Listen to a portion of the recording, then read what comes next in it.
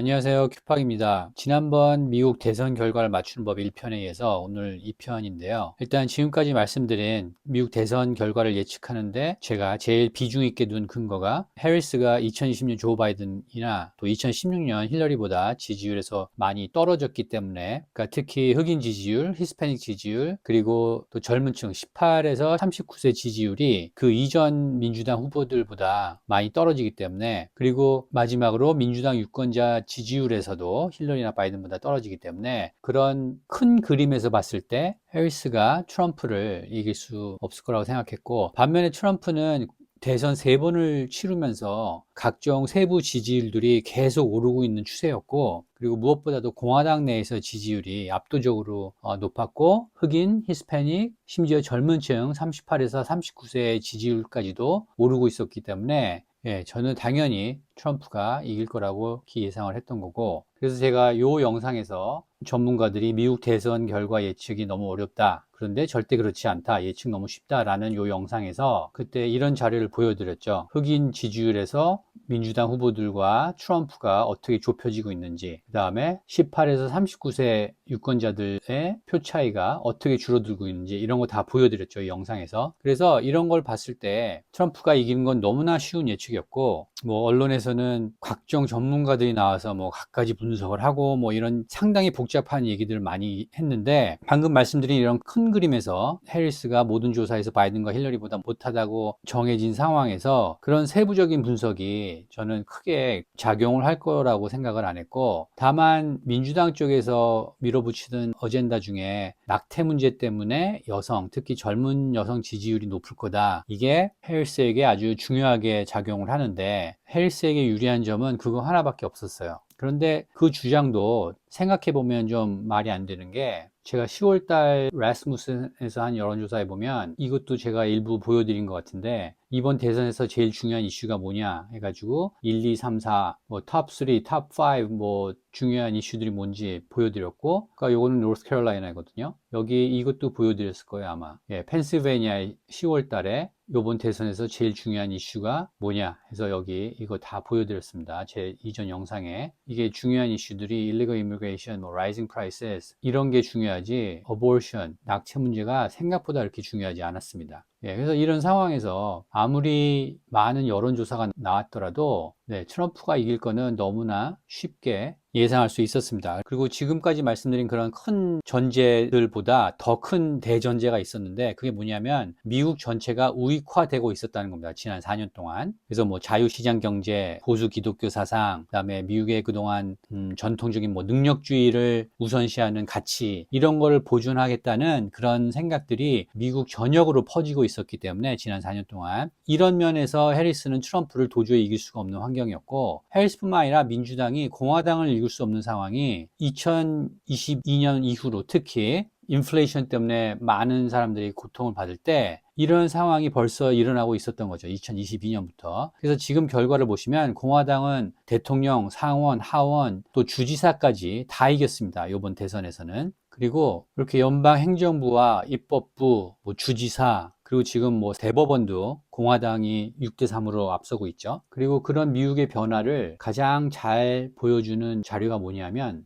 이겁니다. 이번 대선에서 트럼프의 득표율이 10% 이상 득표율이 오른 곳이 캘리포니아, 웨스트버지니아, 뉴욕, 이게 아주 큰 이변이죠. 거기뿐만 아니라 여기 뉴저지, 메릴랜드까지 10% 이상 트럼프의 득표율이 올랐고, 그 다음에 5에서 10%는 그 다음 빨간색인데, 예를 들어서 뉴멕시코 많이 올랐고, 하와이도 그렇습니다. 하와이도 진짜 뭐 전통적으로 쇠파란 민주당주인데 여기서도 심지어 득표율이 올랐습니다. 그리고 놀라운 거 일리노이, 그 다음에 매사추세츠와 커네디컷, 로드아일랜드까지 여기가 다 트럼프의 득표율이 올랐던 겁니다. 나머지 분홍색이 이제 1에서 5% 오른 건데, 이쪽도 워싱턴, 오리건, 그 다음에 여기 요 뉴잉글랜드 쪽 주들 다 민주당 주인데 여기도 다 올랐고요. 뭐 이런 식으로, 그러니까 해리스가 살짝 오른 곳은 여기 네브라스카의 한 지역구, 그 다음에 유타가 이것도 뭐 해리스 지지도가 많이 올랐다는 건 아니고 워낙 공화당이 강한 곳인데 요번에 뭐 살짝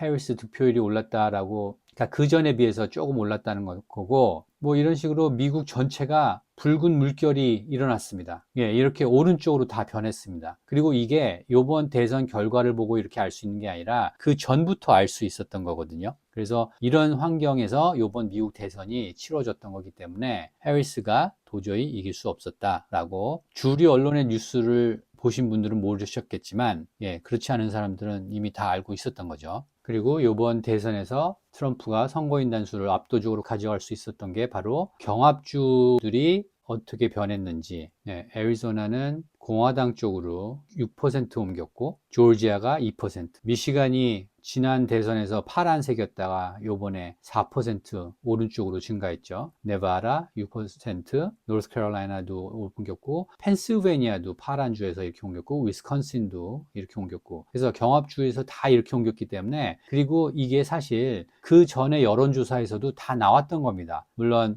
제가 봤던 여론조사에서 다 이렇게 나왔던 거고, 다른 여론조사에서는 뭐 이게 정확히 안 나왔을 수도 있는데, 그 주류 언론사에서 하는 여론조사들. 그런데 제가 봤던 라스무센이나 애틀라스 인텔이나 이런 여론조사를 보면 이게 이미 다 일어나고 있었고, 저는 작년부터 위스콘신은 공화당이 가져갈 것 같고, 미시간도 약간 불안하지만 미시간도 가져갈 것 같고, 그리고 펜실베니아가 어떻게 되냐에 따라, 예, 대선 결과가 달라질 거라고 했는데, 그런데 대부분의 사람들은 이제 뉴스에서 그런 얘기를 안 해주니까, 지난 1년 넘게 그런 얘기를 안 하니까 이제 많은 사람들이 몰랐던 거죠. 자, 요거는 대선 다음 날 The Atlantic, 어틀랜틱이란 잡지에서 How Donald Trump Won Everywhere, 예, 여기도 그 말을 했죠. 트럼프가 어떻게 모든 곳에서 이길 수가 있느냐, 요거를 조사한 자료입니다. 요 내용을 보시면 뉴욕 맨하탄은 공화당 표가 9포인트 상승, 브루클린은 12포인트, 퀸스는 21포인트, 브롱스는 22포인트 상승했다고 합니다. 뉴욕에 원래 5가지 구역이 있는데 그 중에 스태튼 아일랜드는 원래 공화당이 많이 이겼으니까 전통적으로 민주당이 우세했던 맨하탄하고 브루클린, 퀸스, 브롱스가 트럼프 표가 전부 다 올랐어요. 그리고 심지어 펜실베니아의 필라델피아 카운티도 트럼프 표가 5% 상승했고, 미시간, 디트로이트에 있는 웨인 카운티, 거기도 트럼프가 9%, 일리노이 시카고의 쿡 카운티, 거기는 11% 공화당 표가 늘었다고 합니다. 그래서 이런 기사에서도 그런 걸 볼 수가 있고, 여기 누가 이런 지도를 만들어 놨는데, 네, 여기가 뉴욕이죠. 그죠? 여기가 스태튼 아일랜드, 그 다음에 이렇게 길게 생긴 여기가 맨하탄입니다. 그 다음에 요 라구아르디아 여기가 라구아르디아 공항인데, 거기가 있는, 그 다음에 여기 존 F 케네디 공항이 있고요.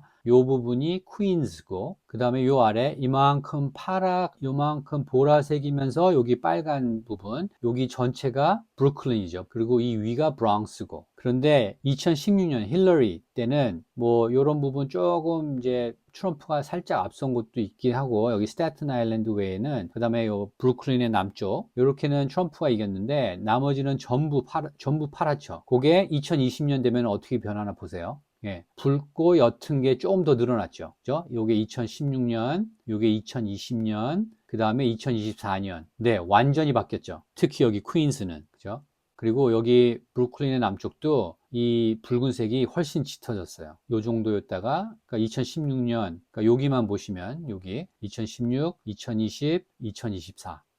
그죠? 점점 붉어지고 있죠. 심지어 이 위에 브롱스는 뭐 제일 아주 진한 파랑이었는데 2020에 조금 옅어지고 2024년에 더 옅어지고, 그죠? 그러니까 뉴욕이 이렇게 변했다는 게 이것도 정말 대단한 겁니다. 그래서 2028년에는 이게 또 어떻게 될지 궁금해지네요. 자, 그래서 제가 이런 자료들을 보여드리고 미국의 그 표심이 어떻게 변하고 있는지 이런 거를 계속해서 말씀드렸기 때문에, 아, 미국 대선의 예측이 어떻게 하면 될 수 있겠구나라고 이제 대충 이제 이해가 되실 텐데, 그것과 더불어서 미국이 어떻게 변하고 있는지 추가적으로 보여줄 수 있는 그런 자료를 하나 또 소개해 드리겠습니다. 자, 이게 뭐냐면, White U.S. progressives now hold views far to the left of American minorities on many issues. 미국의 백인 progressives, 진보입니다. 백인 진보 사상을 가진 사람들, hold views, 어떤 생각들을 갖고 있다. far to the left, 아주 저 멀리 좌쪽으로, of American minorities, 미국 유색 인종들보다도 더 많이 좌쪽으로 생각을 갖고 있다. 뭐에 대해서? On many issues, 많은 이슈에 대해서. 그러니까 미국 유색 인종들보다도 미국의 백인 진보들은 너무나 극좌의 생각을 가지고 있다 이거예요. 예를 들어서 첫 번째, America is the greatest country in the world. 미국이 세계에서 가장 위대한 나라다. 자,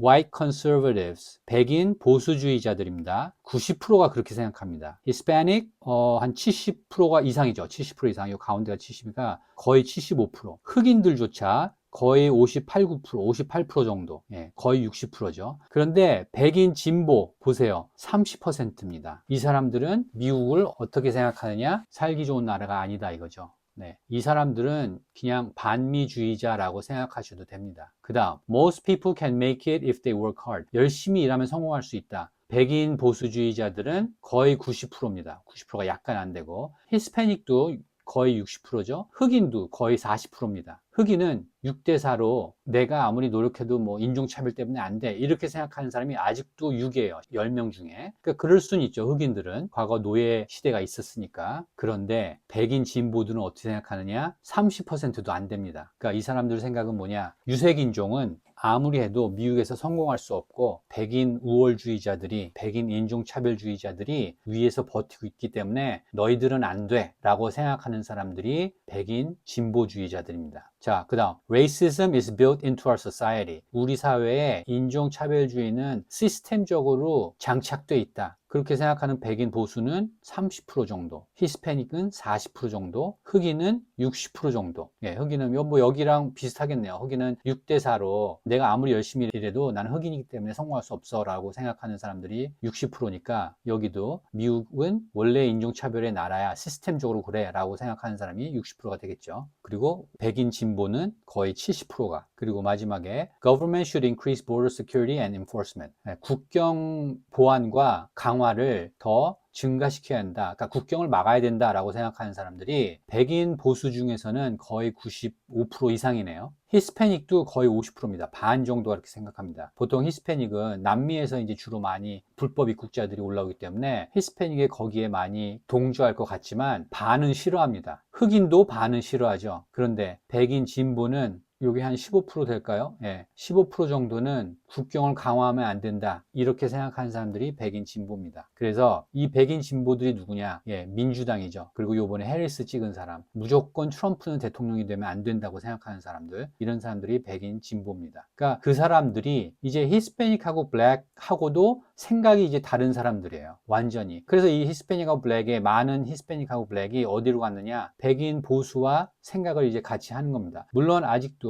히스패닉의 반 이상은 민주당을 뽑고 블랙은 거의 뭐 70%가 아직도 민주당을 뽑긴 하지만 상당히 많은 숫자의 유색인종이 이제 백인 보수와 함께 공화당으로 이제 돌아서고 있습니다. 그러니까 이런 걸 봐도 미국이 이렇게 변하고 있는 거죠. 안 변하는 거는 백인 진보들 뿐이죠. 안 변하는 게 아니라 사실 이 사람들은 더 좌로 가고 있고, 그래서 극좌라고 말할 수 있는 사람들이 백인 진보, 민주당 지지자들, 골수 민주당 지지자들, 이런 사람들입니다. 이게 미국 사회가 변한 모습입니다.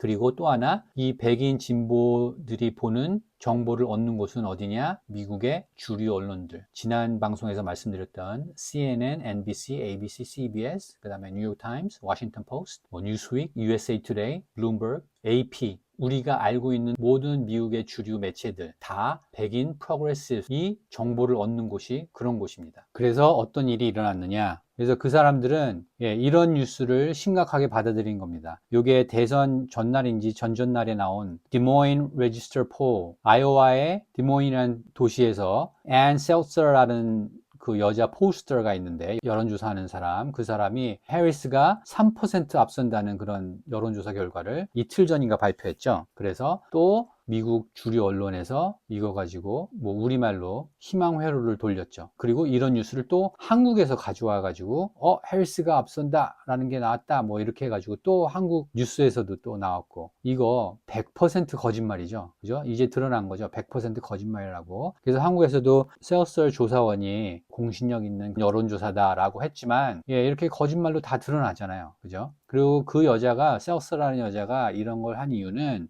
뭐 원인은 뭐냐, 왜 이런 말도 안 되는 여론조사를 발표하느냐, 이 사람이 그냥 싫기 때문입니다. 그냥 그 이유밖에 없습니다. 그러니까 이런 식으로 미국 시민을 속이는 거죠. 왜? 그냥 이 사람이 싫으니까. 그 여자는 이제 앞으로 여론조사 하면은 아무도 안 볼 겁니다. 그래서 대선 전날까지도 각종 방송사와 뭐 거기 나온 모든 전문가들, 뭐 심지어 미국에 있는 한인 전문가들도 계속해서 끝까지 초박빙, 초접전 이렇게 예상을 한 이유가 바로 이런 거죠. 예, 이런 허무맹랑한 여론조사 나오고 주류 언론에서 계속 해리스가 0.1%, 0.2%, 뭐 심지어 1% 앞서고 있다. 그러면서 오차 범위 내기 때문에 어떻게 예측할 수 없다. 이렇게 말하는 게 그 말의 속뜻은 여론조사에서는 초접전으로 나오지만 우리는 해리스가 이겼으면 좋겠다. 이런 게 다 깔려 있는 거죠. 그죠? 해리스가 뭐 0. 몇 프로 앞서고 있는데 뭐 박빙이라서 알 수는 없다. 하지만 요만큼 앞서 있다라는 말이 그냥 해리스가 이겼으면 좋겠다는 거예요. 그 주류 언론사들은. 그런 걸 이제 우리는 보고 그 말이 속뜻이 뭔지 이제 요번 기회를 통해서 알 수 있겠죠. 자, 그리고 제가 대선 예측을 하면서 요 위스콘신, 미시간, 펜실베니아 요 경합주 중에서 요 세 곳이 왜 트럼프로 넘어갈 것 같다고 생각을 했냐면, 펜실베니아는 일단은 이거는 뭐 오래된 얘기입니다. 바이든이 2021년에 취임하면서 여기 에너지 산업을 그냥 다 끊어버렸습니다. 왜? 기후변화 어젠다에 맞춰서 뭐 신생 에너지, 뭐 그린 에너지 이쪽 산업을 육성시켜야 된다고 여기 기존 석탄이나 천연가스 산업을 그냥 끊어버렸습니다. 근데 그것을 트럼프가 당선되면 drill baby drill 이라는 구호 아래 그 산업들을 다시 오픈하겠다고 했으니까 여기는 해리스로 넘어갈 수가 없는 주였습니다. 처음부터. 물론 워낙 요 펜실베니아나 피츠버그 요런 알렌타운 요런 데가 대도시가 민주당 강세기 때문에 그 벽을 넘어야 하는 어려움이 있긴 했지만 펜실베니아는 이번에 넘어올 수밖에 없었고, 위스콘신은 LA의 라디오 코리아 방송에서 원영석 기자님과 팟캐스트를 한 게 있는데 거기서 제가 벌써 말씀드렸어요. 위스콘신은 여론조사상 트럼프로 넘어갈 것 같다. 미시간은 약간 비등비등하다. 그렇게 제가 예측을 했는데, 예, 위스콘신은 2020년에 비록 바이든으로 넘어갔지만 그 이후로 각종 여론조사나 사회 문제 이런 걸 봤을 때 2022년부터 공화당 표가 늘고 있다라는 게 저는 직감적으로 알 수 있었고요. 그리고 미시간은 비등비등하겠다라고 생각했는데 9월, 10월로 넘어오면서 거기에 자동차 노조 또는 무슬림 사회가 트럼프를 지지한다고 나왔기 때문에, 그리고 흑인 득표율이 전체적으로 오르고 있었기 때문에 여기도 저는 트럼프가 아주 근소한 차이로 이길 거다라고 나중에 예측을 한 거고, 예, 결과를 보니까 근소한 차보다 더 크게 이겼죠, 미시간은. 그리고 위스콘신, 미시간, 펜실베니아는 여기가 블루벨트, 뭐 일론 머스크는 스틸 벨트라고 합니다. 철강 산업이 있는 그런 곳이기 때문에 스틸 벨트라고 하는데 그게 더 듣기 좋다고 그 사람은 이제 그렇게 부르자고 하는데, 예, 러스 벨트보다는, 러스트는 이제 녹슬었다 이런 뜻이니까 러스 벨트보다는 스틸 벨트라고 부르자라고 해서 요 세 곳은 표들이 주로 같이 움직이죠, 많이. 그 오바마 때는 여기가 전부 오바마로 갔다가 2016년에는 트럼프로 갔다가 20년에는 다시 바이든으로 갔다가 요번에 다시 이제 트럼프로 왔는데, 요 세 곳이 약간 뭐 전통적으로 산업도 비슷했고 기후도 살짝 비슷하고, 물론 위스콘신, 미시간 쪽이 훨씬 더 춥지만 이 북쪽 지역은, 하지만 어떻게 보면은 주민들의 민심이 약간 비슷한 그런 환경이 비슷한 곳이기 때문에 저는 펜실베니아하고 위스콘신이 트럼프로 넘어오면 미시간도 같이 딸려서 넘어오지 않을까 그렇게 봤던 겁니다. 그리고 이 세 주를 이기면 노스캐롤라이나하고 조지아는 이제 공화당이 트럼프가 당연히 이길 거로 생각했고, 요 세 개가 넘어오거나 펜실베니아만 넘어와도 사실 대선은 끝난 거였거든요. 그런데 요 세 개 주가 다 트럼프로 넘어올 걸로 생각했기 때문에, 예, 저는 트럼프가 많이 앞서고 있고 이겨도 크게 이길 거다라고 생각을 했던 겁니다. 여기서 한 가지 지적하고 싶은 게 있는데 뭐냐면, 한국에서는 언론사든 유튜브든 미국 대선에 관해서 잘못 전달한 내용이 있어서 말씀을 드리겠는데, 그게 뭐냐면 이런 의견들이 많습니다. 전체 득표율이 중요한 게 아니다. 경합주의 지지율이 중요한 거고 그 다음에 선거인단 수가 중요한 거다 라는 말들이 언론상에서 너무 많이 나오는데, 그 말은 사실 반은 맞고 반은 틀린 게, 맞죠. 선거인단 수를 어디서 가져오느냐에 따라 대선이 결정나니까 그거는 맞죠. 전체 득표율이 떨어지더라도. 근데 사람들의 입에 이게 많이 오른 이유는 2016년에 힐러리가 전체 득표에서 한 200만 표 차인가요? 그 정도로 이겼는데 선거인단에서 졌기 때문에 트럼프에게 대선을 빼앗긴 거죠. 그래서 그 이후로 이런 얘기가 아주 더 많이 나왔습니다. 그 전보다. 그리고 우리 입장에서는 이게 좀 신기하죠. 왜냐하면 우리는 전체 득표율로 대통령을 뽑으니까. 그러니까 미국은 시스템이 약간 다르니까 그런 얘기를 하면서 늘 하는 말이 경합주의 득표율, 선거인단 확보가 더 중요하다. 이런 식으로 말을 하는데 그런 얘기를 할 때 한 가지 빼먹은 게 뭐냐면, 자, 전체 득표에서 뭐 1, 2% 정도의 그런 근소한 차이면은 사실 선거인단을 어느 주에서 가져오냐, 이게 중요하죠. 그리고 전체 득표에서 앞서도 질 수가 있는 거고, 당연히. 그런데 전체 득표가 어느 정도 보통 오차범위 3% 정도 바뀌다 그러면 전체 득표가 의미하는 게 뭐냐면 골고루 득표율이 올랐다는 겁니다. 골고루. 그러니까 뭐 이쪽에서만 쭉 오르고 이쪽은 쭉 내려간다거나 이런 게 아니고, 제가 그 미국이 전체적으로 공화당 쪽으로 옮기는 지도 보여드렸듯이 미국의 대부분의 국민들이 비슷한 생각을 가지고 있는 환경이라면, 특히 요번에 그러니까 경제가 문제고 불법 난민자들이 문제고 이런 것들이 다 공통적인 이슈였다면 이게 한쪽 방향으로 민심이 옮길 수밖에 없겠죠. 그래서 트럼프 지지율이 저는 늘 해리스보다 3% 최소한 3% 앞선다고 그러는데, 그게 그렇게 앞섬으로 해서 경합주도 이기고 캘리포니아나 뉴욕 같은 데서도 득표율이 오르고, 그래서 전체적으로 오르기 때문에 그런 상황에서는, 그리고 결국 그렇게 해서 선거인단도 270이 넘어서 이겼기 때문에 대선 전에 전체 득표율을 따지는 게 무의미한 일이 아니고 아주 중요한 그런 자료입니다. 물론 그게 3% 이내로 거의 박빙 수준의 그런 차이면은 큰 의미가 없을 수 있겠지만, 저는 처음부터 3% 이상 트럼프가 앞서고 있었다고 생각하기 때문에 그 격차를 계속 트럼프가 끝까지 유지할 수 있느냐, 이게 아주 중요한 데이터 중에 하나였습니다. 그런데 끝까지 트럼프는 그걸 거의 유지했죠. 물론 주류 언론의 조사에서는 그게 뭐 줄었다 늘었다 뭐 해리스가 앞섰다 막 이렇게 막 바뀌었지만, 제가 신뢰하는 여론조사 기관들의 조사를 보면 대선 막바지까지도 그 격차는 그렇게 줄어들지 않았습니다. 그리고 또 하나, 이제 대선 전에 아까 보여드렸던 뭐 앤 셀서의 해리스가 아이오와에서 3% 앞섰다는 그런 여론조사, 그런 갑자기 그런 뉴스들이 갑자기 튀어나올 때가 있죠. 또 하나가 뉴욕 랠리에서 코미디언 토니 힌치클리프가 푸에르토리코를 쓰레기의 섬이라고 했다. 그래서 펜실베니아에, 특히 앨런타운에 푸에르토리코나 히스패닉이 많이 사는데 거기서 뭐 1%만 어떻게 옮기면 펜실베니아는 근소한 차이로 결과가 결정나기 때문에 펜실베니아를 해리스가 가져갈 거다. 뭐 이런 뉴스들이 막 나왔단 말이에요. 그렇게 생각하는 사람들도 많았고, 그 다음에 노스캐롤라이나에서 뭐 부지사 마크 로빈슨인가요? 그 사람이 뭐 어떤 스캔들이 생겨가지고 이제 공화당 후보로 나온 사람인데, 그 사람이 문제가 있으니까 뭐 트럼프도 영향을 받을 거다. 그래서 노스캐롤라이나도 어떻게 될지 모르겠다. 뭐 이런 뉴스도 나왔었고요. 그러니까 그런 뭐 그 순간에는 참 대단한 뉴스들 같은데 그게 대세에는 그렇게 크게 지장이 없다는 거, 그것도 제가 이전 영상들에서 계속 말씀드렸고, 그런 것들은 그냥 주류 언론에서 뉴스거리로 떠드는 얘기다라고 제가 분명히 말씀드렸죠. 그래서 어떻게 보면 노이즈들을 다 차단하면 대선 결과를 예측하는 게 그렇게, 특히 요번에는 뭐 다른 경우에는 물론 그렇지 않을 수 있지만 요번 경우에는 그렇게 어렵지 않았습니다. 그래서 정리를 해드리자면 요번 대선에서 제일 중요한 이슈 탑 3, 경제, 인플레이션, 불법 입국자들 문제, 요거에만 집중하고, 그 다음에 여론조사 자료를 제가 보여드렸던 거, 그런데 보면은 뭐 미국이 지금 이대로 좋다라고 대답한 사람들이 35% 이하라고 그랬죠. 그게 40%도 넘어야 집권당이 계속 유지를 하는데, 정권을, 그게 35%도 안 되고, 그래서 그 뭐 10번 중에 9번 맞췄다는 앨런 릭먼 아메리칸 유니버시티의 교수, 그 사람도 틀린 이유가, 안 써서 틀렸는지 모르겠지만 그런 거를 봐도 이번 대선 예측이 어렵지 않았고, 그리고 저는 특히 많이 봤던 게 흑인 지지율하고 히스패닉 지지율. 흑인 지지율이 15% 이상 나오면 공화당이 거의 이긴다라고 생각해도 된다는데, 지금 뭐